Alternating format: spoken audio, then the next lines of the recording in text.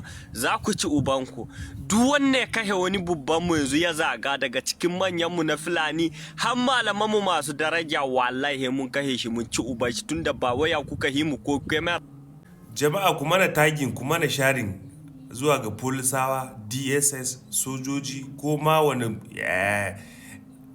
jami'in tsaro da ka sani na Najeriya kuma na tagin. Kun dai ji abin da suke faɗa ko duk wanda ya zo ya yi magana akan harkar tsaro ko kuma ya yi magana yake cewa a zo a ɗauki mataki za su je su bi shi su je su kashe shi.